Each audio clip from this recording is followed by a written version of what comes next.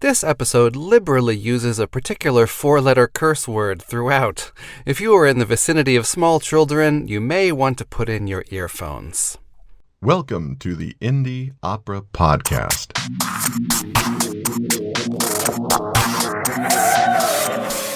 Hey, Indie Opera Podcast. Just wanted to come on here and take a quick second to wish you guys a happy 10-year anniversary. I know in podcast world, that's like a really long time. So congratulations. Thank you for giving me the opportunity to be on your show last year to talk about the implications of all of the COVID cancellations and how they were affecting artists and our industry. So thanks for that opportunity and congratulations once again. Happy anniversary. Greetings, Indie Opera Podcast folks. Joseph Martin Waters here, offering you a hearty congratulations on your 10th anniversary. We had a blast on your show a couple of years ago, and we're still hard at work at the opera about refugees crossing the border from Mexico through a magic tunnel buried thousands of years ago by the goddess of the moon. We're now creating a podcast ourselves, a podcast version of the opera, and a series of videos of the individual arias that are music videos that are meant to stand alone and then also will go together to make a full video. And we're also hoping that we'll be able to do a live version someday. Hope you have 100 more. Thanks again. Hi, this is Louisa Proske, opera director, co-founder, co-artistic director of Heartbeat Opera in New York City. Wishing Indie Opera Podcast the very happiest 10th anniversary. The indie opera scene in this country is vibrant and vital and so important, both as an artistic expression in and of itself and also as a breeding ground for the opera industry at large. So it's very important to celebrate and nurture this important ecosystem for opera, and I commend and applaud Indie Opera Podcast for everything you've done over the past 10 years. Please keep going, keep growing, and I look forward to being on the show again. Ciao!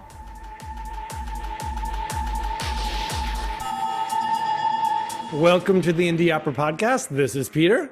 Ashley Renee. This is Walker. This is Chuck. And this is the Indie Opera Podcast. Welcome to our show. We'd like to thank everyone for tuning in to our last show, which was our 10th anniversary show. And we had lots of wonderful birthday greetings from composers from all over. We got a few more from some composers that we're going to edit into this show too. So it's an abundance of birthday wishes for us. Well, we want to thank everyone for watching the last show. It was a lot of fun. We had a lot of people watch us live on Facebook. So if you do see us on Facebook, give us a thumbs up, or if you see us on YouTube, you can subscribe or whatever. You know, I hate this kind of stuff, but you have to kind of push the social media nowadays. You have to do it. Yeah. I feel kind of sick. I feel kind of dirty right now.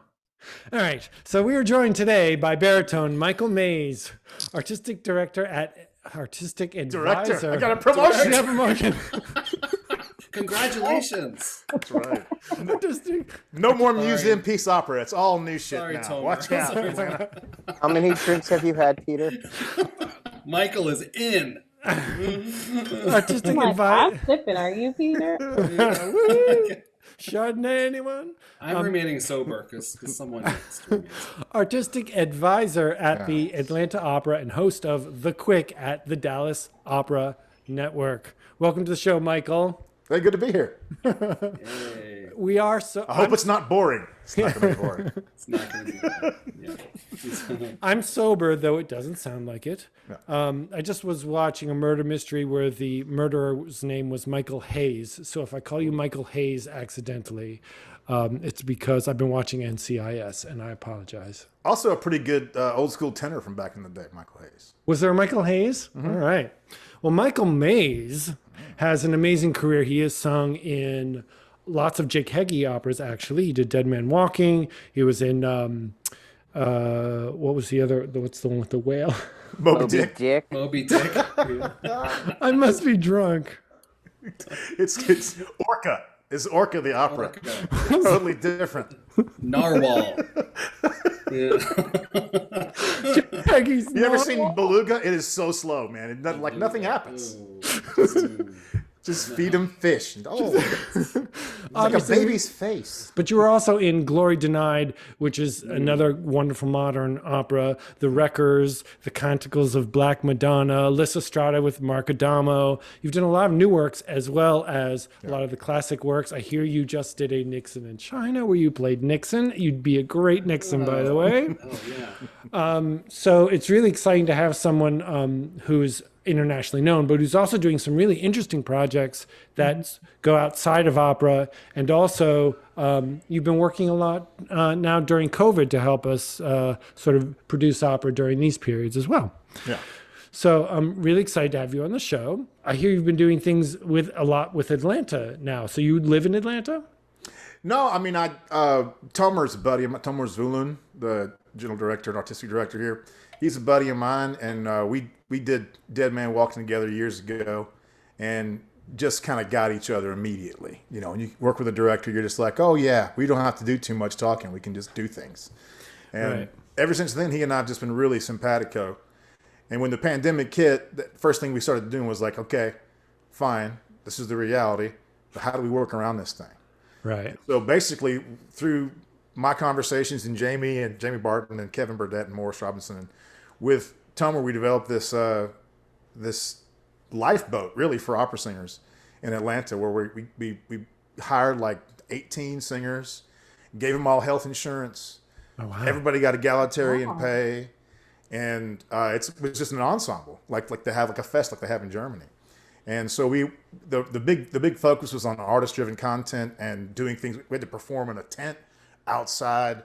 Yeah, I saw that. So, you know, we just weren't going to lay down for this thing and stop performing. I mean, I look around at my community, and my heart breaks every day. I open up social media and see how many people have just been sidelined right now. And I'm really fortunate that not only with Atlanta, with some other companies that have pivoted, that have been able to give me some work and get me through this tough time. So you're able to perform outside even now? Yeah, I mean, because it's Atlanta. It's pretty warm already. So we've been rehearsing. We rehearse in Atlanta Opera's hall.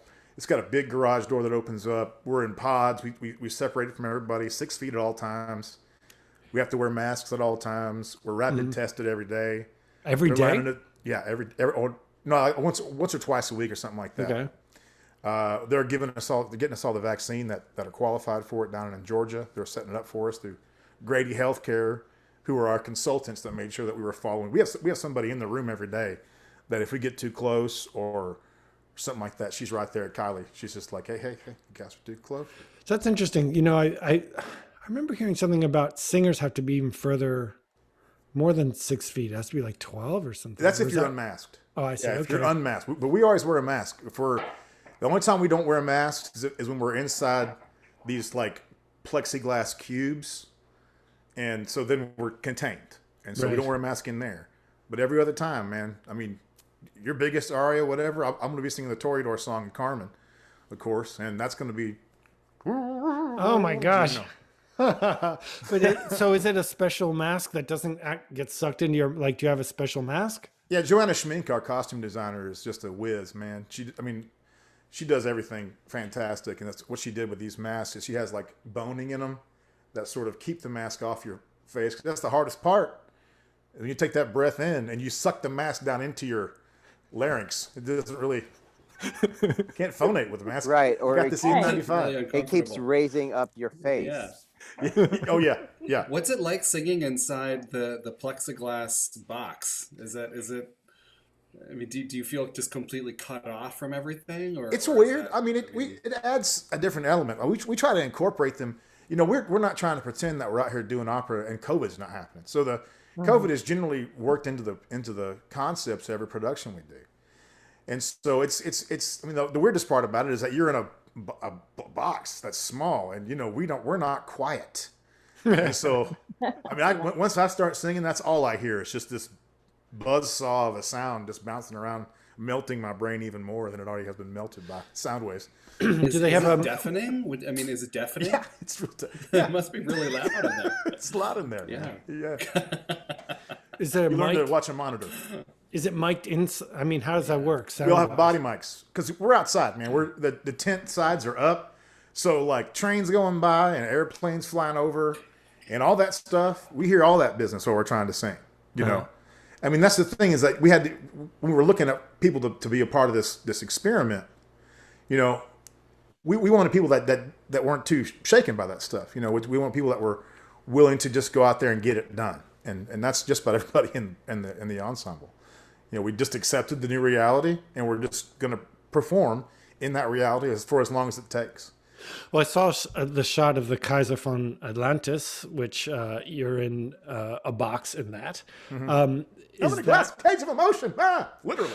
And I had no idea. I'm watching him like, wow, feels like, how do they stage this in a theater? It really felt like it was a real live 100% in an enclosed space. And then I noticed, oh, wait, you can kind of see out into the distance.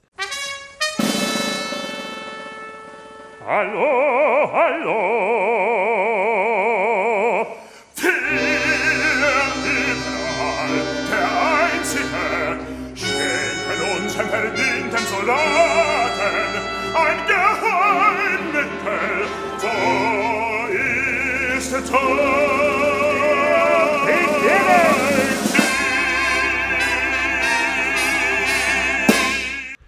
we had these little pods set up all around, so you know everybody was in the audience was separated and far enough from us. So yeah, it was very, very, very they were out there. You just couldn't see them in the film.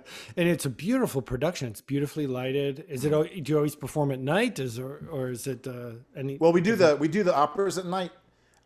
Like the Crossroads concert, for instance, we do that during the day, just because you know we don't only have so much time in we want to try to bring as many people as we can to an opera house to see opera, you know. So our Crossroads concerts and some of the other smaller concerts that we're doing are sometimes in the afternoon.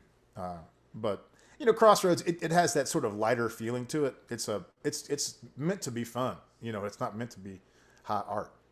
How do you choose the set list for Crossroads? Do you choose that as an ensemble or how? Yeah. Or do you each pick your own songs, or how does it work? We sort of come to the table with stuff we do. I mean, you know, I didn't grow up in a trailer in Cut and Shoot, Texas, wanting to be fucking Pavarotti, man. I didn't even know that guy was till I got to college. Actually, right before, on my way to college, my mom got me a 3-tenor CD. It was like, well, this is what you're going to study, so you should learn it. You know, and you so need to just memorize what's the name of the town you were born in? Cut and shoot. It's a real place. Where? It's a real What part of place? Texas? You know where Conroe, Texas is? Yeah. It's Conroe. There it is. Okay. Conroe, Texas. That's my high school T-shirt. Okay. Yeah. So it's just outside of Conroe, Okay. Wow. Actually, in the real scary part of Texas. You know, like click, click. Isn't that all of Texas? No. Yeah, Like, especially now. Reddest part Mine of the is red state. Dallas. I mean, I lived in Dallas for a few years, but yeah. Yeah.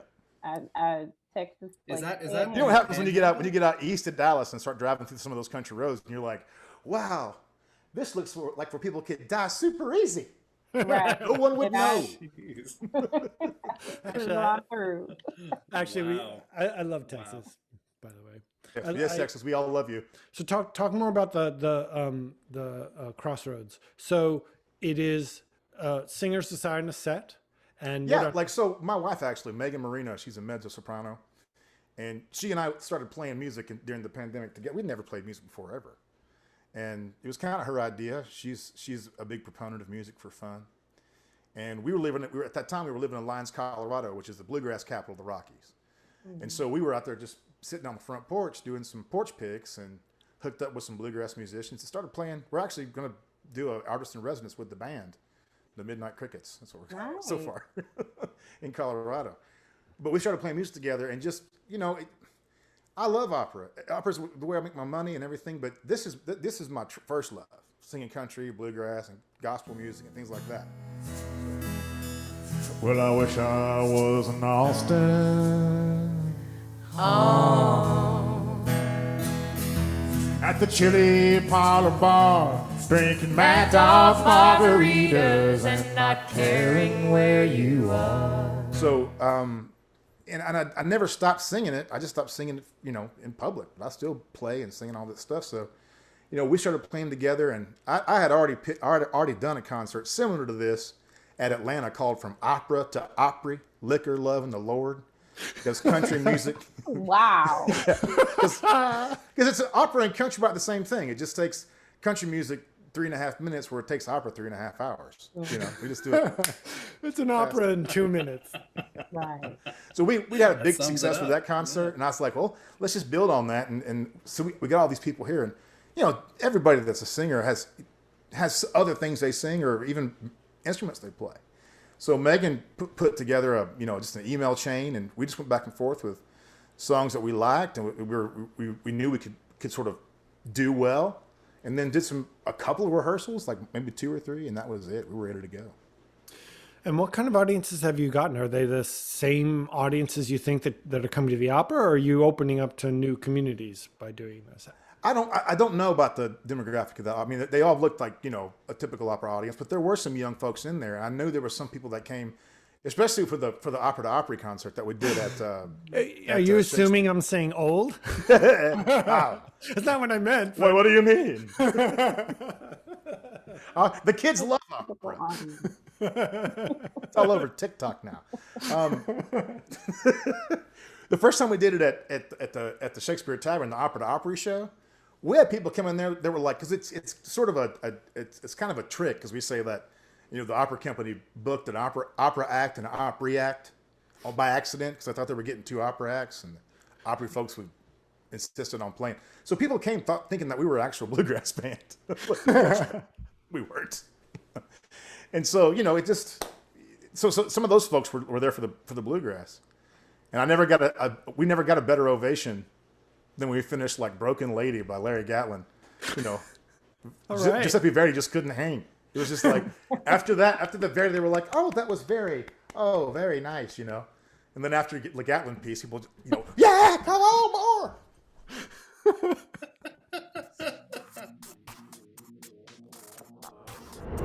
I'm Joseph Keckler, and I am wishing you congratulations on your anniversary.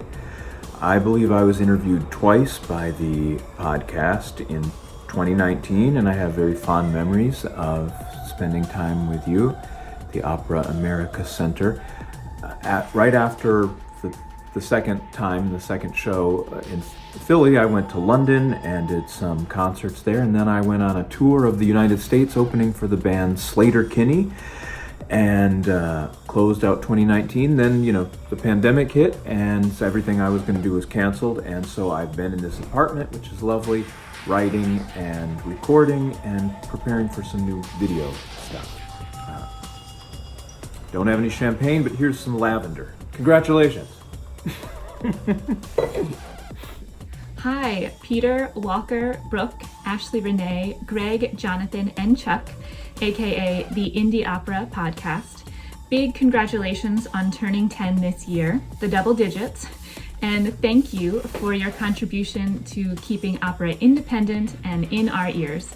I'm so honored to have been a guest alongside Matt Gray on behalf of the American Opera Project just last year, and I feel lucky to have made it within your first decade. So I look forward to tuning in to all of the conversations still to come. Cheers to all of you, thank you, and go Indie Opera. Hey Indie Opera, this is Dan Schlossberg, co-music director of Heartbeat Opera here in New York City. I wanted to congratulate you on your 10th anniversary and also thank you for carrying the banner for young and small indie opera companies all over. I fondly remember our interview in the before times, actually the just before times, the very end of 2019 when we were putting on our last in-person production, Der Freischütz. So that was so much fun, and here's to the opportunity to do that again sooner rather than later. And once again, congrats.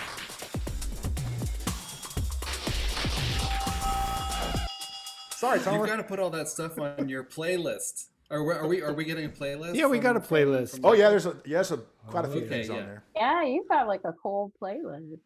All right, I'm now a cool guy. Yeah. There's one on there. I was like, really, Michael? Okay. I'm not even gonna say it. is there something you think specifically? I have a very diverse musical taste. Yes, but there was one that stood out. I was like, I see you. You're like, fuck the police. That's weird. I was like, that was just kind of. I was like, all right, Interesting. Wait a second. It is in there. Yeah, man. I love fucking NWA. You kidding me? Yeah. Public Enemy. Oh, Get out of yeah, here. Totally. That's great. Oh my God. I didn't notice that. I love I that. was like, okay, I see you, Willie Nelson. Okay. Does your voice training, does it make it any harder for you to 10 sing times that easier, music? man. So much easier. Do you think it makes it easier? Yeah. Yeah, man. Because Cool. I mean, it's just singing is singing to me. I'm not one of these people that's just like, well, opera is so great, and I like opera. It's great. I make a living at it, and it's one of the most incredible storytelling mediums we have out there, and I love it. But I don't really change the way I sing. Technically, I may put it in a different place, when opera, I feel like I have a certain number of colors I can use. But when I go into other genres, I can use a ton more colors that are acceptable, and I can whisper, I can get down, I can do all things I can't do. It's sort of the difference between opera and art song. You can do a lot more things with art song than you can trying to sing into a 3,000 seat house. I'd love to expand on that a little bit. That's kind of like I'm right with you. I'm like opera training, all that good stuff. Definitely do R&B. Oh yeah, and things like that. But I wanted, before we actually jump into the quick, because I do want to ask you some things about that. What do you say to folks? Because I think a lot of people, especially in this pandemic time or panorama time or whatever people have done, Pamela Ding Dong, whatever coping people have called it to get through this thing. I think a lot of people are being stretched and being asked to do things that they maybe didn't envision themselves doing or kind of limited themselves from doing. But what do you say to young vocalists who are amazing bluegrass singers or are amazing, other genre singers that are entering into this world of classical? Do it all. Yes. Do it all. There's no one's going to, the opera police ain't going to come out from Peter Gelb's office and start beating you about the head because you said you did an R&B tune somewhere or rapped or something like that. Raekwon Thomas is a guy I had on my show. Man, that guy is an incredible songwriter and an incredible musician. It has nothing to do with opera. But then you hear him sing opera, you're like, God dang, leave some for the rest of us, dude, for God's sake, But I think that the idea that you can only do one genre is just silly. I mean, Pavarotti did this shit back in the day. He was singing with Sting and everybody. Right. And Willie Nelson does it. He sings all kinds of stuff. It's not a new idea, or it's just new to us because we've been so, opera's got kind of an elitist, classist element to it. We're all progressives until it comes to our checkbook and our suits and tuxedos. We're progressive except when it comes to economics. And that's something I hope we can change about this art form because, we're kind of relying on 10 people to make $10 million donations instead of 10 million people making $1. And that's what I think we should do. That's what we talked about in the last episode. Right. And the one before that. And yes. the one before that. It is so true, though, the idea of having multiple donors, small donors. It's sort of the same thing happening in the political world. It's the number of small donors. It's engagement. It's not the amount of money. Yeah, Bernie Sanders, $26. That's who I want in the audience. Bernie Sanders, $26. That's what his average donation was. But I want that kind of model because if you have 10 people on the board that it costs you $10,000, $20,000, $30,000 a year just to be on the damn thing, well, they're going to get to pick. Right. And you're going to get music they like. Well, the music they like, which we all like it too. But you're going to see them on stage. And all of us out here that do this for a living, we're just regular old fucking people. Regular people, man. Like middle classes. If you're middle class and you're a singer, you're doing great. I was going to say, you're rolling in it. Yeah, man. I got a mortgage. Yeah, seriously. King of the castle, I've got the mortgage, It's an amazing thing to be able to have, I have health insurance. Take that, world, I wish we had more, tell more stories that people, like Glory Denied, you said before. When I do that show at Camp Dodge, we did that at Camp Dodge, active military base in Des Moines. Right. Command performances for veterans. People showed up to that show that didn't know opera from a hole in the ground. Just give a little explanation. It's a devastating story. It's the anti-John McCain story. Colonel Floyd James Thompson was the longest POW in American history that nobody knew about because of the circumstances of his capture with his wife, taking his kids and moving them in with another man in the military and not letting his name be released. And so for his whole lifetime, when he got back after 9 years in a prison camp in Vietnam, where he weighed less than 100 pounds, he's my size. I'm a big boy. And after all that time, he came back, and for the rest of his life, people thought it was a different guy that got, because Ronald Reagan read the other guy's name out in a public address with Colonel Thompson sitting on the dais. Wow.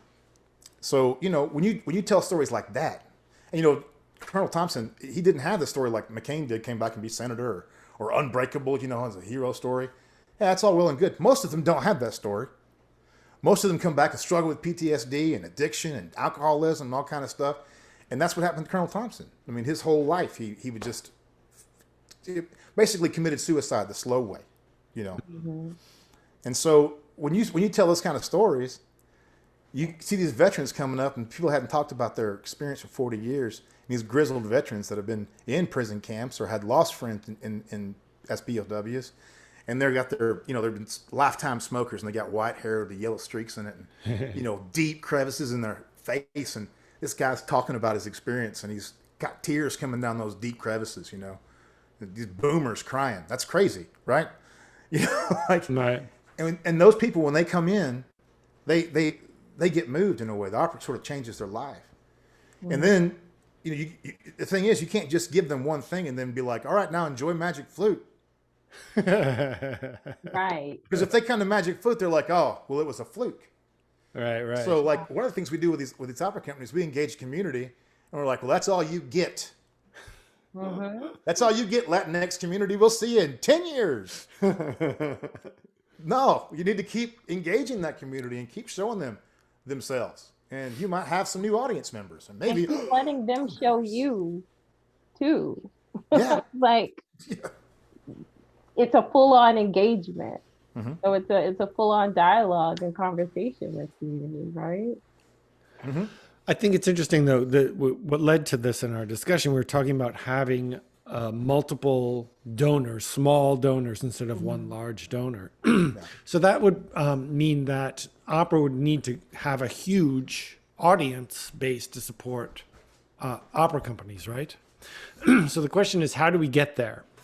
How do we get to a position where we have lots of small donors donating to opera companies? And I think one of the ways is telling new stories, tell stories that relate to people. What are other ways that opera companies can do that? Get away from the subscription system. Amen. Asking somebody, if you want a good seat, it's going to cost you a few $1,000s. You got to buy 2 tickets. Right. And it's part and parcel. We rely on the subscription system because it's sort of a patronage system. But if you go to the single ticket, we start selling more single tickets. All these opera houses, you go, I went to the Met before the pandemic, it's half empty. Those seats are empty, selling for $5. Selling for $10. Sometimes the seats are empty, but sold. They're paid for. Yeah. I've been to plenty of productions where it's like, oh, these seats are empty, but they're actually someone paid tickets for them. Because us on the stage, man, I don't care how much you pay for a ticket. I just want people out there. And not because I want you to clap for me and say how great I am, but because the energy in the audience makes a difference. I just did Serpents in Chicago, and it was 100% filmed. It's called Taking Up Serpents by Kamala Sankaram. And man, it was awesome to do, but I missed not the applause. I don't care about that shit. I could just walk off the stage at the end and be done. But the feeling of them, the breathing, you can hear them breathing, or when something really awful happens, the gasp or whatever. That's what I miss, that live experience. Yeah, I think that audiences breathe with the singers. It's kind of cool. If you actually... I'm exhausted. After watching an opera? I'm exhausted. Really? Depends on the opera. And you can be exhausted for different reasons. Well, yeah, but usually I'm like, I was breathing with them, and if they're in trouble, I'm trying to Well, it's true, actually. I mean, this is one of the wonderful things about opera, but it's not just opera. If you get a room of people together, a community chorus or whatever, a group just breathing together and singing together it's amazing the connection you make. And even if a group was just practiced meditating and breathing together, there's something magical about breathing together. And it's such a tragedy that in COVID, that's the thing that we can't do together. You know, I said this before. Like it's the group catharsis that we're all missing. It's the one cure for the polarization that we have in this country. Because I like with Lord Night or Everest or Dead Man Walking. I'll do that. Those operas like that, Out of Darkness, in places where you wouldn't think they'd be so friendly to those subjects. But you got people from across the political, cultural, and societal diaspora of our country out there in the audience, and they're all having a catharsis with you together. Yeah. And that helps. That helps communication. Well, that's why, I mean, the smaller opera companies are really finding a way to engage with their audiences because you're closer. Sometimes you're even in the middle of it, or that you're like bare feet, couple of feet away from the singer. And I mean, and the larger companies that figure out how to do that by doing more environmental productions or going to alternative spaces are having more success. Yeah. Because they are actively, people are thinking, oh, look, I'm really feeling this and they want me to engage with this. I scared an old Norwegian lady so bad she changed seats after the intermission of Sweeney Todd. She was got her purse and she was like, right after the epiphany. And I came back, she was gone. And they're like, she's not gone, she just moved up. She was a little bit too close. How'd you know she was Norwegian? Because I was in Norway. Okay. You're saying I mean, it was a safe. She might not have been. The way she looked. Safe guess.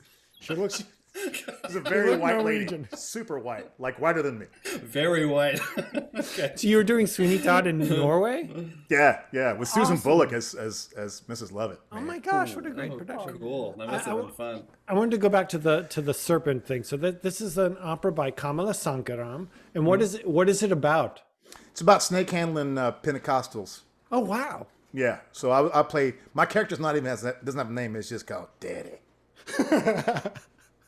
and I play the father preacher guy, and there's a real sort of element of toxic masculinity and male oppression, things like that in there. And well, if you're looking for a murdering, raping, terrible, awful person on stage, I'm your guy. So do you get cast? You do get cast, don't you? All the time. And I'm like, I'm a nice guy. Look, my face can do this. We need a murderer. Does this all the time. Do you have Michael's phone number? Yeah. That's the name of my biography. Did someone here order a murderer? I mean, just for our audience's edification, you were in Dead Man Walking. Yeah. So literally, he was the murderer. Yeah, all the time. Dead man. Or actually, he was a murderer, right? Yeah. But I mean, yeah. He's got to be guilty. I mean, there's some space there because it doesn't follow the story exactly, but yeah. Have you ever done any just like light, like silly, like the magic flute or? I did that rainforest magic flute in Detroit. Rainforest? There is that rainforest magic flute they have. You guys seen this? It's great. It's adorable. It's cute as hell. But I was like Papageno and the biggest dude on stage. Actually, no, David Miller's bigger than me, but he's thin and big. I was like. It was like the scariest. Papageno. I've done Eisenstein probably more than any other role that I've done. Fledermaus, just so many Fledermaises. Oh my god! So many. You're an aggro Papageno. Murderer. I did a ton of barbers. Oh my god. Yeah, the Demon Barber of Seville. Yeah. I mean, we have been talking a lot in our the podcast for many years about sort of this male perspective and how we need to get away from it. But it's interesting that now that they're doing these roles that are like you're a Pentecostal or whatever, we need someone to be the villain. Yeah, and you got to be the worst villain in those stories. You can't just kind of, well, I want to show the softer side of the bad guy. Nope, not in this one, buddy. Yeah, you scare the shit out of everybody. We want you to be as awful as possible. Would you say that in recent years, like the the interpretations are getting darker and darker of these characters? Because it seems like that's the way that TV and film, like everything is always showing like the darker, more violent side. You know, like Game of Thrones, and every show has to have so much violence in it now. It's hard. It's easier to do that direction. I think it's a safer bet. You know, especially for opera, because it's already has that like art, and so telling a story about like murder and oppression and rape and slavery and everything. You've those stories. Opera works well. Comedy, not so much. Comedy's hard. I mean, comedy is hard to do straight theater. Doing it with opera is damn near impossible. They've done it. We all know the ones that work, but they're just not as many because it's harder to do. That's what I keep telling composers. Please write something funny for me, please. I need to laugh. Yeah, you would be perfect. I mean, I think it's even funnier to take like a character similar to the ones you play and make it comic. I think that would be a really fun role for you. I've always wanted them to do like sequels to all the operas where somebody dies, like Bohème or Tosca, but it's a sequel, and it's like the aftermath of the death, and then all of a sudden from behind you hear like Tosca going like just a zombie, and like she's the first one and gets everybody. That's funny. Let's talk a little bit about you're doing also these al fresco concert series and things like that. What is that about? Central City Opera and all of that? Well, they were in a similar situation. They got that. I don't know if you've ever been there, but Central City is a great little town, man. It's an old mining town. The Opera House is a jewel box of an opera house. It's one of the treasures of the state, and they have. Isn't that the one that was built by the Tabors? By the miners, by the Welsh miners. They were all music people. They love to put on performances. They built it because they love music. There's this idea that classical music is so far removed from the working class. Well, not then. It wasn't. And so they built this great opera house where Lillian Gish and everybody, performed back then. And then, but there's this little courtyard right next to it. And, Pat and John were like, we want you and Megan to come up, because we were living about an hour and a half from there in Lyons, Colorado. And they were like, you want to come up and do a little concert? And they were like, you could do some arias and duets. And I was like, what if we did this instead? And that was when we started doing the country and the bluegrass stuff. Hell, the concert we did it with was Jason Hicks from the Blue Canyon Boys. They're a local Colorado band. I wish I could change the sad story that I am now telling you, but there is no way I can change it, for somebody's life is now through. I didn't hear nobody pray, dear brother. I didn't hear nobody pray.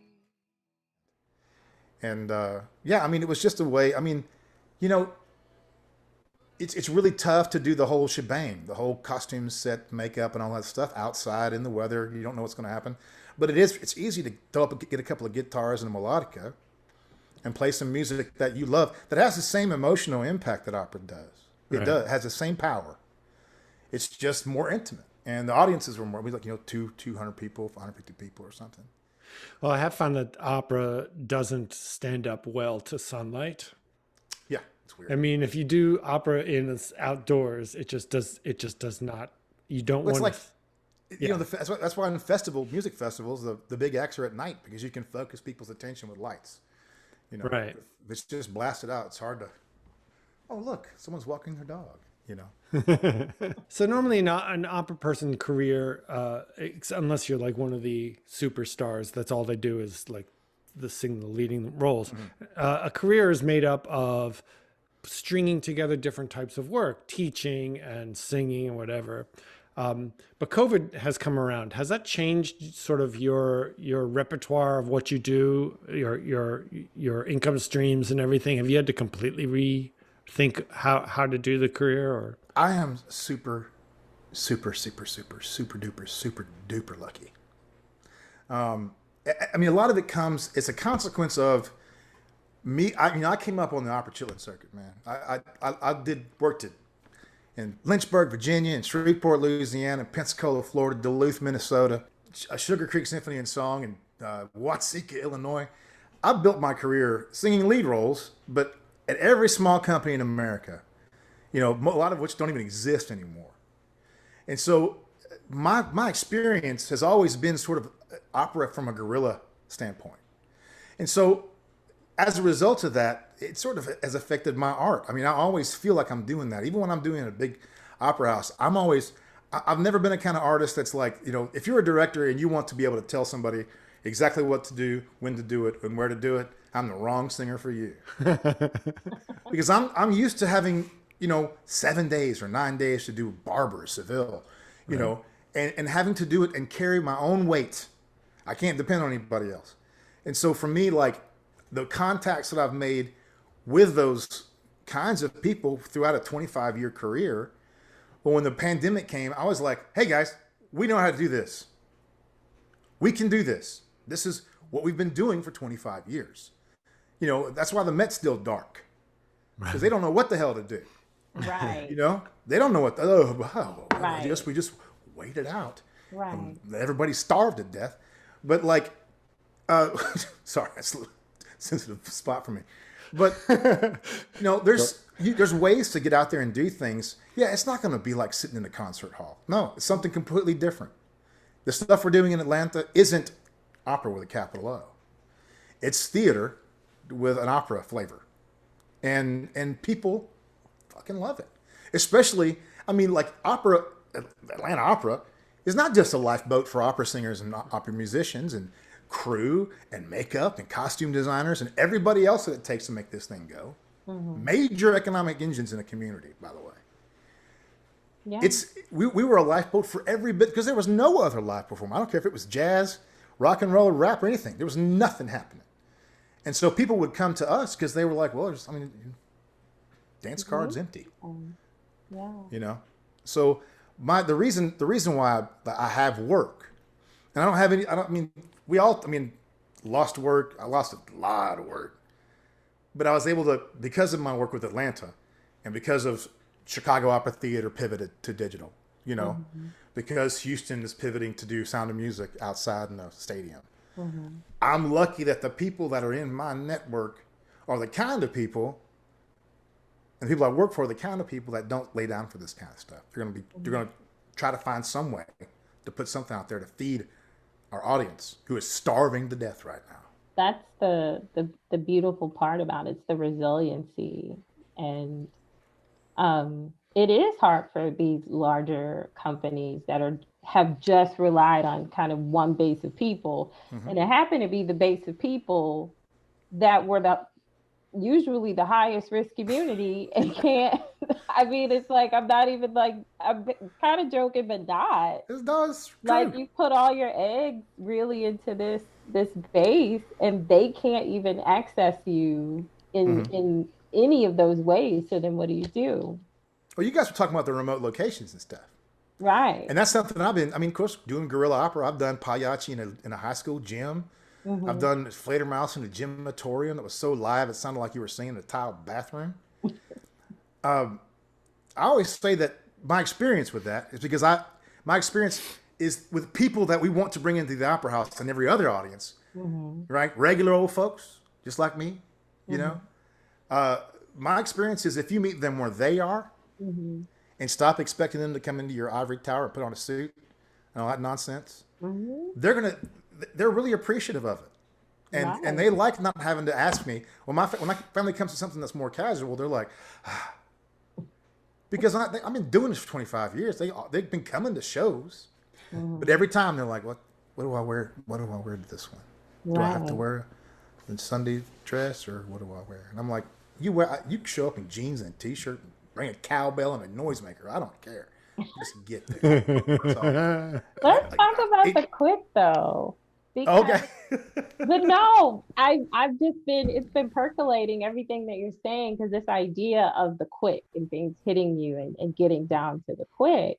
And you've said so many moments on here that kind of present those moments. So I'm really curious, first of all, like, how did the show come about? But then, as someone who does not sort of sit in the ivory tower and that really has this large palette for the love of music, like what's the quick for you? Like what is something in opera that the everyday man, there's the story, but what else? Well, So I mean, it's the origin way and the then stories effect. land on people, Mm-hmm. right? Like I did. I mean, I go back to this opera again, but I mean, Glory Denied has provided me with so many experiences Mm-hmm. that were they to be the last experience in my career, I could die and be happy. Like mission accomplished. Dead Man Walking's the same way. Out of Darkness, Everest. You know, I had people in Everest come up to me who they met in a suicide survivors group. And they both struggled with suicidal ideation. They didn't know that this show was about suicidal ideation. They thought it was about Everest. And they came up after and were like, oh my God, you can't, to see our story, to see the struggles that we have told in such a beautiful way. You know, that's incredible. Lady from Kansas drove all the way to Tulsa, Oklahoma to see Dead Man Walking. And she sent me a message that said, you know, the usual things you hear, like, oh, it was such beautiful singing and powerful acting, and the set was amazing. And, you know, oh, you're nodding along. That's nice. And then she goes, my daughter was murdered 7 years ago. And you changed the way I think about the man who murdered my daughter. I carry in my pocket Colonel Thompson's 1-year sobriety chip that his daughter gave to me when I played her father in Atlanta or in Nashville. Because she said that everybody was estranged from him at his death, and she never got to say goodbye to her father. And she said, tonight I felt like I got to say goodbye to him. I got to say goodbye to him. Or the young man, or the man who stood up at the end of Glory Denied and then wrote us a letter later in Nashville because his son reached over at the end of the show and grabbed his leg and said, I think I understand Mom now. Well, his mom was in Guantanamo Bay just after the scandal broke. And when she came back, she was completely detached and dissociated from her family. And her 2-year-old son at the time didn't understand it. And their relationship never healed. And they were always just distant. And the guy wrote everybody in the cast and said, this opera changed my family's life. Because my son walks up to my mom, to my wife now and says, I love you, and means it. And he's never done that in his life.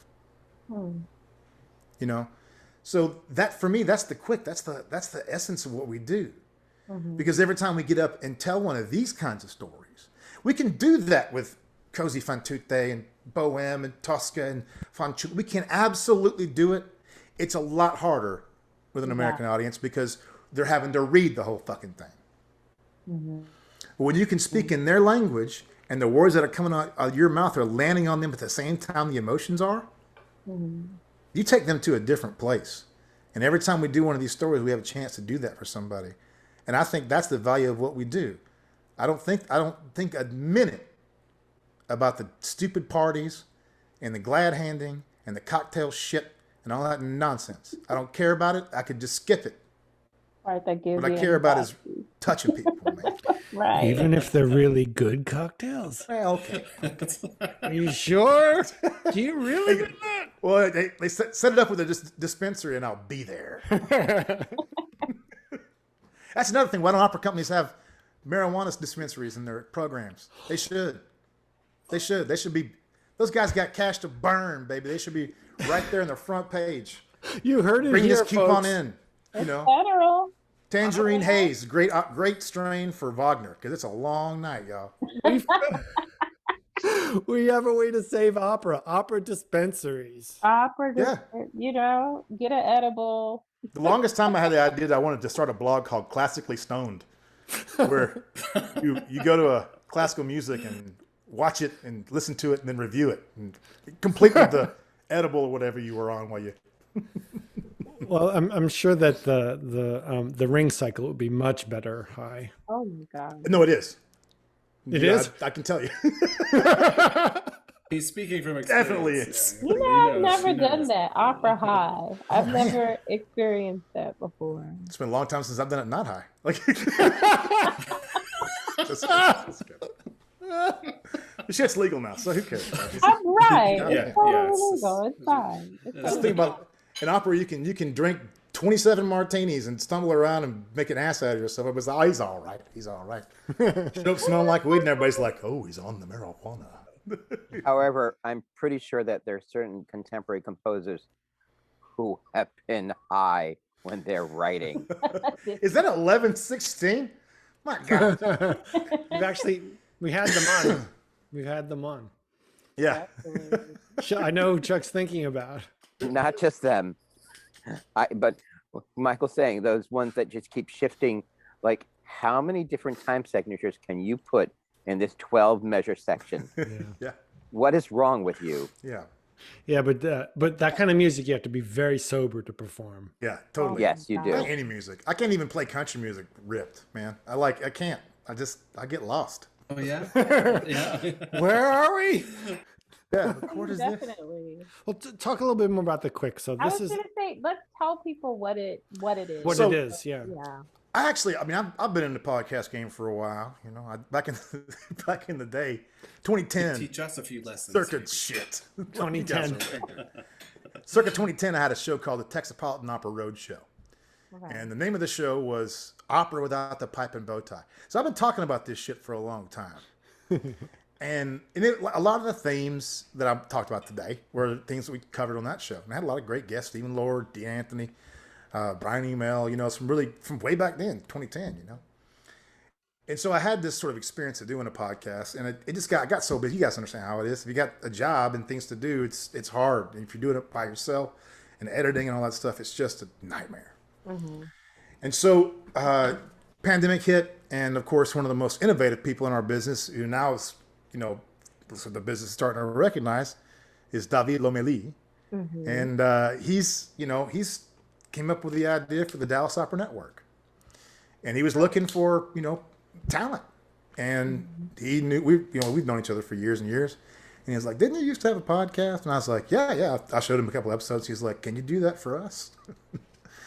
And so I shifted gears a little bit because, I would get pretty fiery and, I'm going to break it down on the other show. And the quick is more, it gets down to the quick of what it's about relationships ultimately. It's about the kind of relationships we have, not only with just other singers or conductors and singers or whatever, but just anybody. Like I had Colonel Thompson's daughter on to talk about the impact of the opera on her life and the impact of her father and her experience on my life. Colleagues that work really together, or long-time 20-year coaching relationships. It's those things that, it's the things that keep us coming back to the theater. It's that stuff that, being able to make art with people that you like, and the stories that come along with that. And since we were in the pandemic and we couldn't do a lot of singing, the best thing we could do is talk about it. And I didn't want to do a bunch of nerd, the Crocothyroid podcast or whatever shit, I wanted it to be about stories. Because we're storytellers, so tell stories and tell stories about each other, I'm not sure I heard you correct. The what? The crocothyroid. It's a bone in your larynx. Crocothyroid. These people. You just toss that out like everybody knows what that is. Crocothyroid. That's for the nerds out there. They're loving it. That's vocal pedagogy class. Yep. I'd watch that podcast though. That would be on my weekly. So is it still going? The quick? Yeah. Every week. Where is it? Okay. Whew, it's tough. And where can people access the Dallas Opera Network? I know if you go to DallasOpera.com, there's a big old button there for the network, and then my archives there. I've got about 40, 20? I think now. Oh, okay. 30, 40, somewhere in there. There's some that haven't been put into the archive yet. But if you go to Dallas Opera, they always premiere on Dallas. My show's every Thursday night at 9. On Dallas Opera's Facebook page, and then they put it on Instagram and then put it archive it into things. So. And do you do it live? No, because look, man. I mean, you understand. We were talking about this earlier. And that's one of the things with the Texapolitan Opera Roadshow I had. We would be drinking and having a good time on the show, and the next day somebody would wake up and be like, hey, that thing I said about that person and that thing, I don't think I want that out there. So I don't want anybody to. I want people to have the freedom to be able to talk honestly and frankly in the moment, and then if later on they decide they don't want to say that stuff, that's fine. I'm not a goddamn journalist. I'm just a stupid opera singer that likes to talk. They've got some great stuff on this network too. I know Angel Blue has a show on there. Christian and Quo have a show on there, taking the stage. So that's really awesome. And maybe Yeah, I mean, you get a pretty. I mean, you get a pretty interesting and broad picture of the opera community just by going through the. Because I mean, I don't know how many, 12 or 14 shows. It's at least 12, at least. Yeah. Yeah. I'm Chris Fecteau, Artistic Director of Del Arte Opera Ensemble, and this is Mariana Mott Newworth, our new Executive Director. Congratulations, Indie Opera Podcast, on your 10th anniversary. It's an extraordinary accomplishment, especially in these days. And just thank you to you guys for giving voice to opera companies in New York City and around the country. We have an opportunity to share our work, share our mission, and you really give voice to the issues and the projects of the day. So brava, bravi. Here's to 10 and to the next 10. Dear Indie Opera Podcast, congratulations on making it to 10 years. Awesome. I remember back in the day, I was on, I think in 2013, but it was really fun, and you guys have done a great piece of work over the long term to really bring independent opera into the spotlight. So congratulations and happy next 10 years. Cheers. Aloha. I had one more question. I know I feel like I'm dominating right now. No, it's good. Because we've been talking about stories. I was actually just reading an article about Wayne Shorter and Esperanza Spalding trying to get an opera crowdfunded that they're trying to put up now. But I'm curious for opera companies that, especially these big giant ones that are still kind of struggling this, where do you think that they go and where do you find the stories? The new stories? Man, that's tough. Yeah. I mean, I'm producing an opera right now. And one of the things I wanted to do when I got into producing, I'm not really good at that business stuff, but I didn't want a vanity project where it's about me, you know, because there's plenty of stories about white dudes, straight white dudes in the world. So I didn't want to be like, well, one more starring me, you know? And so I wanted to bring people who are my friends, who I enjoyed being around and working with, and tell a story that's not about me. So I got my friend Emily Pulley. She's going to star in this show that we're working with some folks on getting filmed and stuff. We haven't started the filming yet, but with Evan Mack as the composer, Christine McIntyre, one of the most profound influences on my acting and in the business my entire career, as director. Jonathan West as head writer. We have a writer of three writers on our team. Awesome. And one of the things that Christine and I wanted for a long time was to work on a show that was a one-woman show, because there's just even for like a young singers coming up, for men there's a lot of opportunities for us to learn how to be on stage and such. For women, it's just not. There's not a lot of La Cena y Prontas and the waiters and the customs official in Bohème and things like that, the jailer in Tosca. You have that opportunity. With women, it's just not that many. So one-woman shows or shows that show that experience are great for providing more opportunities for people in our industry that are frankly underserved. And one of my favorite characters from the world of opera is Madame Mari Lyn. Do you guys know who this is? She's your singing hostess. Oh my gosh, I've lived on her videos in college. Yeah. She was a public access star back in the 80s in New York City. She came on right before Robin Givens. And she fancied herself a dramatic soprano. But she would sing, I would now like to sing for you Una voce poco fa. Within the constraints of a dramatic soprano voice. Good luck, maestro. I mean, for real. It was the best thing. Our last tribute is the one that coloraturers love best. No more today. Now it's sung by mezzo-sopranos, just the way it is written.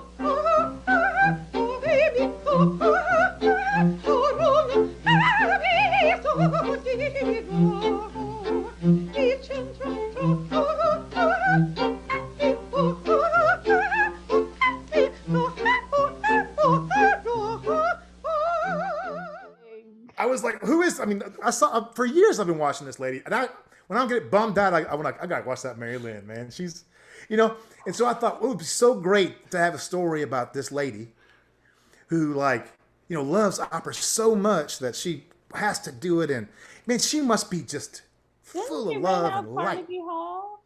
No, that was Florence Foster Jenkins. That was Florence Foster Jenkins. Okay. Madame Mari Lyn is a blue collar version of Florence Foster Jenkins. Okay. Like she was the supper clubs and all that stuff.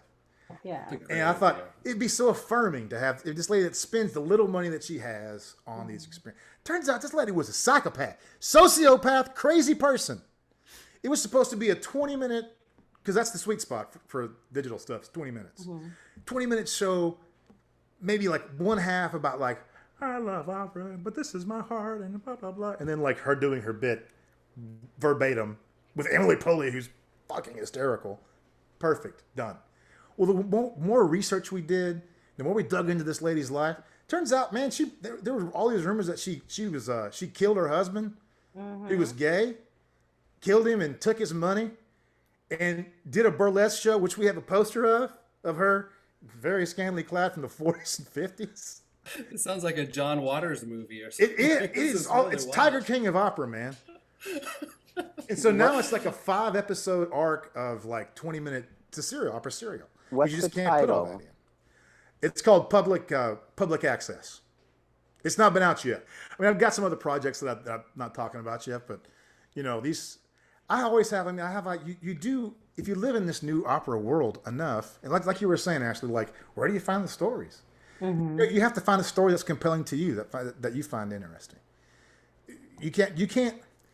So much. I mean, I see a lot of projects out there sometimes that maybe say, "Hey, we'll pick this subject matter and these people from these specific demographics and just put them together, and it'll be a success." No, man, you got to care about the people. You got to have good storytelling and all that stuff. So I thought Madame Mari Lyn was just hysterical, and I love Emily Polley, and so it was easy to sort of make it go. I mean, never easy to sort of sell these things, but. You're gonna connect with so many people because she got me through college. Like when I was sitting up there in Oklahoma with my friends, we would Google that. Yeah, she's hysterical. We needed that. And we met these guys. We met these like super fans that would get together. We had to go all over the internet. There's just not that much because when she came up, there wasn't that much internet. Right. We met these super fans that were like they were like gay dudes in the 80s that would all get together in the Upper West Side and watch these things together as a group. And these guys, I mean, you have these guys that literally are going through like the AIDS crisis and all their friends are dying, and they have this like experience of like coming together all together to watch Madame Mari Lyn just make an ass out of herself on public access every week, and they loved it. Now, why do I not know about this? You're gonna Google it when you're done. Where were you? This is well. When I was in music school, you said, "Oh, we would just Google it." You couldn't Google it when I was in school, Ashley Renee. There was no Google. We had to study music on mini disc and cassette tape. You had mini discs? Yeah. Well, 90s. I was lucky. Peter was in stone tablets. He was a little God. earlier. You know how hard it is to do dictation with cuneiform? Cuneiform, yes. Those Babylonian, Babylonian Phrygian phrases. Get my opera. I hate Wagner. I think that project is such a good idea. I think it's such a that's just the kind of energy we need. It's just so, it's so personal to you. Each person is so handpicked. The story is so unique. Yeah, I think that's a great idea. So can I ask? Brilliant. So I'm going to ask a question because I saw the Kaiser clip and everything. Is there a way for people to see that? Do they pay to see it? Is there a monetization of that? And what's going on with like the public access? Is this something that people will pay to see a series? Because people, you artists, there's so many artists producing right now who deserve to be paid, who are doing things for free. It's like, what's going on? Well, we're getting, the material Atlanta Opera is all through Spotlight Media, which is their digital platform, and you can buy a subscription. But for instance, the Crossroads concert, which we just did with Jamie Barton and Morris Robinson and Megan Marino, my wife, that's available for 99 cents right now. Cool. And that's a deal. That's awesome. 99 cents a dollar. Does the audience, is it a paying audience, or how does that work? I mean, for the live audience, or? Yeah. The live audience paid. Yeah. Okay. So it is ticketed. Yeah, it's all ticketed. But then but then there's a digital, they filmed that. Right. And it'll be released. It's actually just released today on Spotlight Media for 99 cents like for the whole concert. And it's a new thing they're trying in addition to the subscription. And everybody's trying to figure out how to do this, It's hard to compete with Netflix, which is $9 or something. And you can watch everything, And opera's like, well, here's 3 operas. You got an hour to watch them. Right. It's going to be $1,200. Like, no, it's not going to work. You got to figure out a way to get it. So are they going to do the same thing with Three Penny Carmen? Yeah. And all, so those are all going to be filmed and they're going to be put on this. Yeah, this service. Tomer and down in Atlanta, we're digging into this film stuff, man. Yeah, you guys are really getting ahead of this. It's like we want to know. We're doing both. We're not like some companies just went straight to digital. We're doing digital and live. Yeah. And Felipe, our cinematographer, he's like he's a staff guy now at Atlanta, and they just bought a big green screen that goes in one corner of the rehearsal room now, and so like the past 2 weeks, me and David Blaylock and Tomer and Felipe and Maria Valdez all came into town and filmed a 18-minute short of Glory Denied. So cool. And so we're all basically learning how to do this by doing. We're not reading books or taking classes. We're just doing it. Mm-hmm. So we filmed in the botanical gardens in the rainforest that they had there inside the big glass house or whatever. We filmed at Micah Fortson's house because he's got a nice classic house. And then we filmed all the same stuff. Now we filmed it on a green screen, and they'll cut all this shit together and make like an 18-minute sort of fever dream about Glory Denied. Are all of you going to be instrumentalists in that? Is it kind of like the No, we're not doing it that way. Okay. It's it's like setting it in a bar, or what's the plan for that? So the Carmen is kind of set in like the way they explained it to us in the meeting was it's set in like a cheesy Texas like Texas Roadhouse like bar where the guy that just sort of like had the idea, hey, I want to do a Spanish themed restaurant, and it's just really bad. It's terrible. Mm-hmm. He has like a variety show, so it's Lilas Pastia's bar, who is an actor, Tom Stone, who's like doing dialogue and all kind of stuff. He's got kind of strings. We're taking Carmen down to 90 minutes, because you just can't be out there with all those people for that long. And so he's going to take us through, kind of narrate the transitions and tell the story. And then we're going to tell the musical part of the story. And then he's going to be up there with us. And like the bar's got like license plates from every state on it, And like my suit is like, it's my dream costume. Because it's like a Nashville suit. Like those crazy Nashville suits with the sparkly stuff and a big old cowboy hat and boots. And it's like beautiful cuffs and this incredible fabric. And then it lights up like it's got like LEDs in it. Like Urban Cowboy, like, yeah, it's heaven for me, man. I'm like, yeah, amazing. No problem, got it. Where do I sign? Yeah. Wait, right? And he's not a bullfighter. He's like a lounge singer. He's like, hey, what's up, Toreto? Hey, what's up? Hey. So it's interesting that Atlanta's got this whole digital media setup now. So do you think that when we are escaping from the COVID reality that we're in now and we leave it, that it's going to permanently change the way Atlanta functions and the way that opera companies function? I think so. I think you can.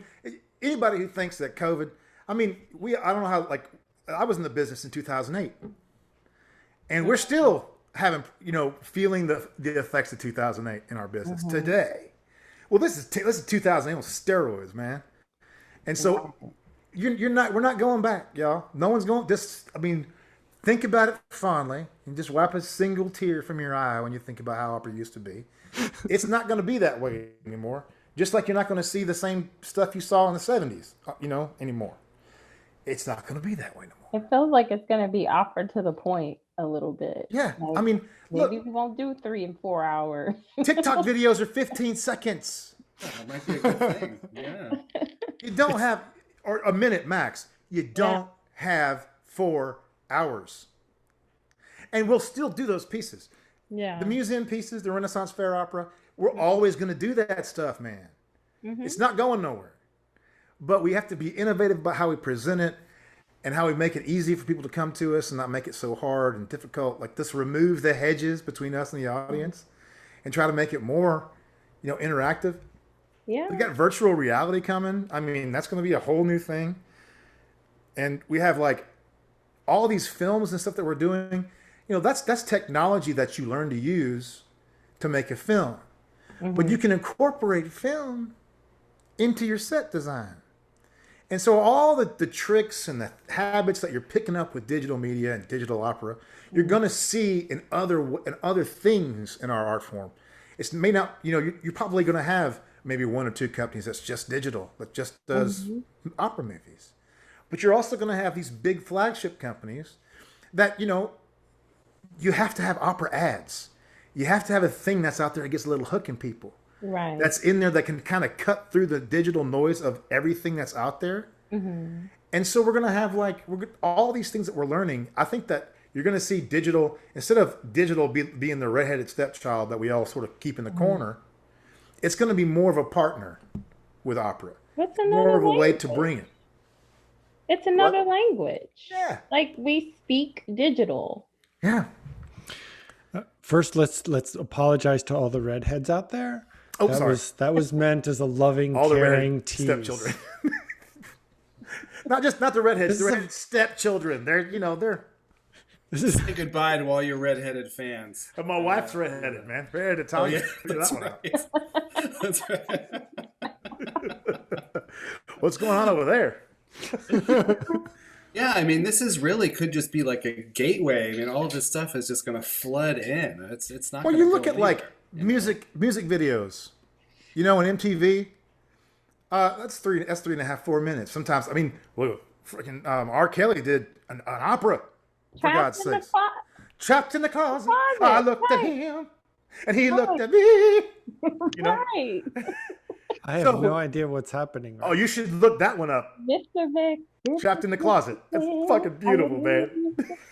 Chuck, make a note of that so I can go find Peter's out. going to be Googling for hours after this. What the hell is this? Those Who's things. the artist? Fuck the police. R. Kelly. R. Kelly. Drip, drip, drip. R. Kelly. Yeah, I mean, and also music films are becoming bigger in other part of the industry too, like Black is King and Lemonade. I mean, Look what Heartbeat Opera did. Yeah, I mean, there's tons of stuff. It's not just opera. Yeah. Oh, and I think what these digital things will do is drive people to the live experience. You look at like the Disney things, the Disney movies, and then what do you have after the Disney movie? Well, you got the big Broadway show that everybody goes to and they love it.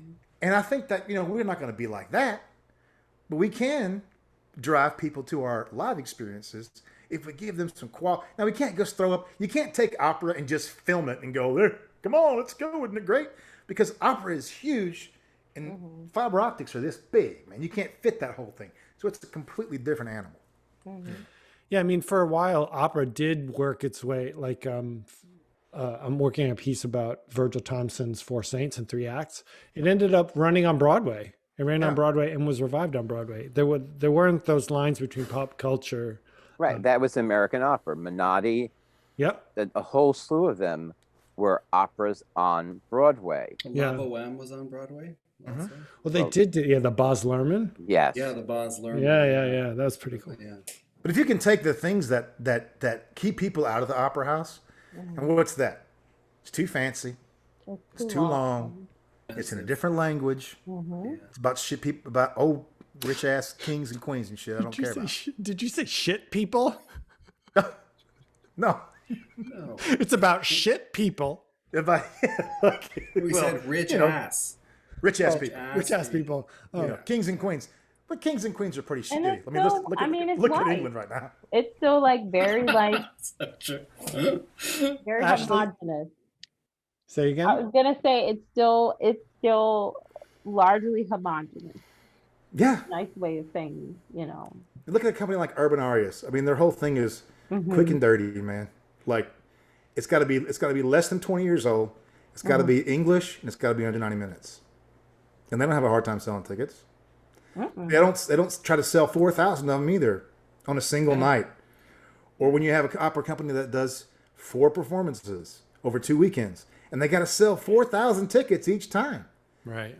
And then if you're a parent and you have kids and you have obligations and all this shit, well, you get 2 weekends.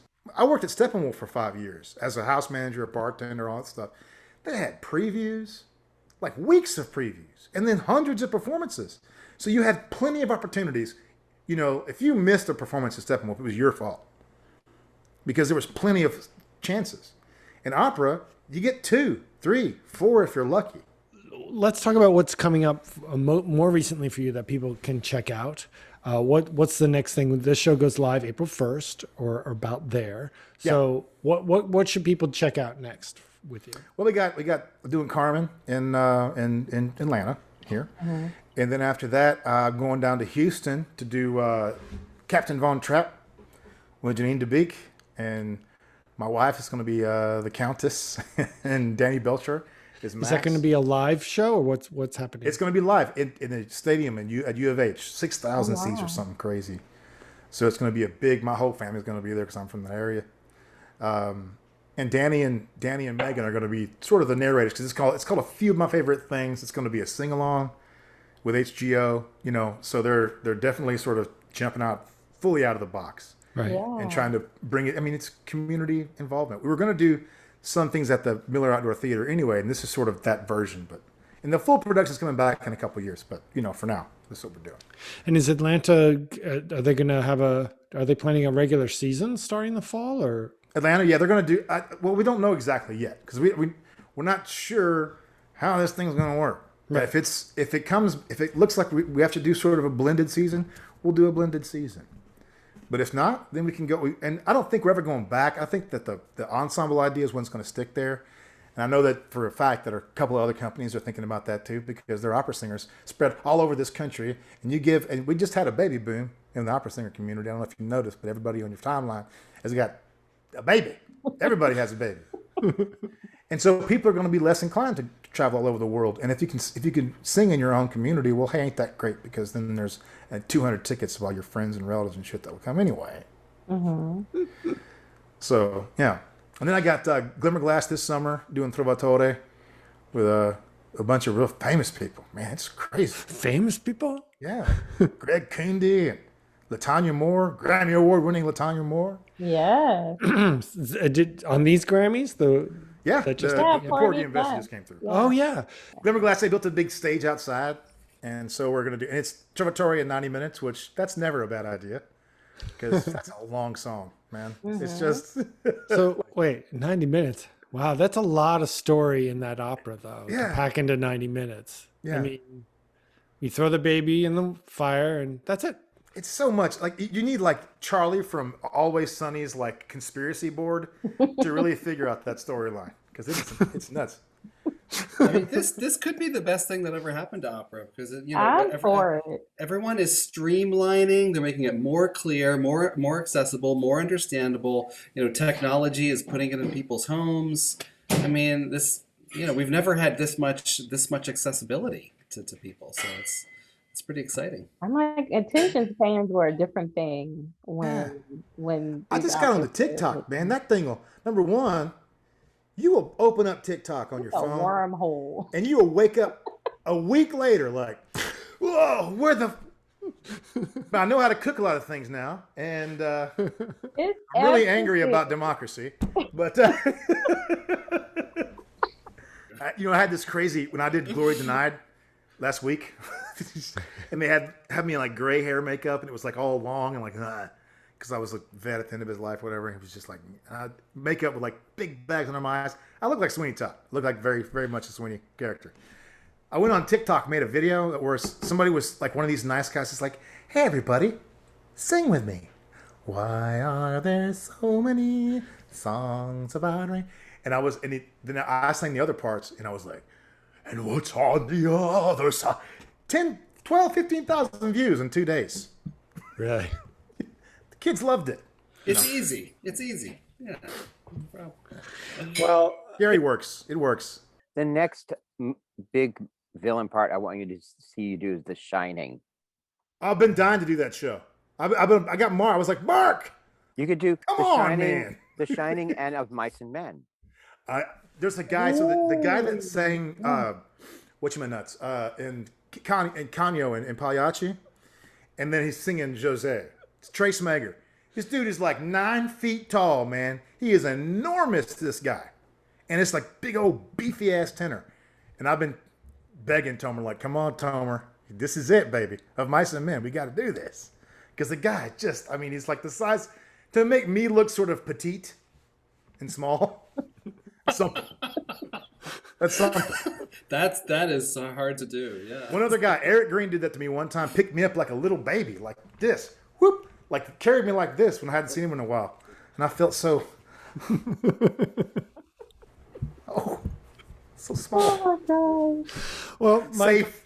it's been great having you on the show, and it's wonderful to have a guest who can say "whatchamanuts" and not even twice about it. Yeah, yes. Yeah. We need more whatchamanuts. Yeah, so there's a few folks out there that have a problem with that, but fuck them. I don't care.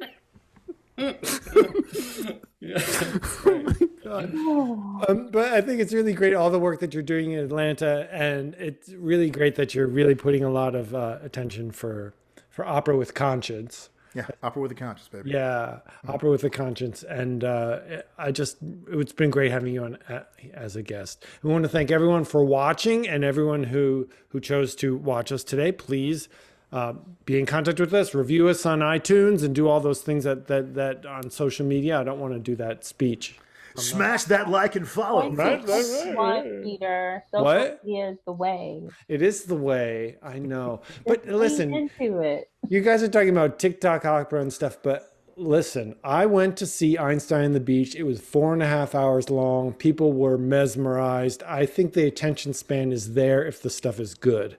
Yeah, that's because they were all on drugs. Yeah, see, they went to the dispensary first. Yes. This is the future. Anyway, it's been really great having you on our podcast, and I love your vision of opera. I think it's great. So thanks for coming on our show. You bet. Yeah, Thanks. Michael. Yes, it's a great time.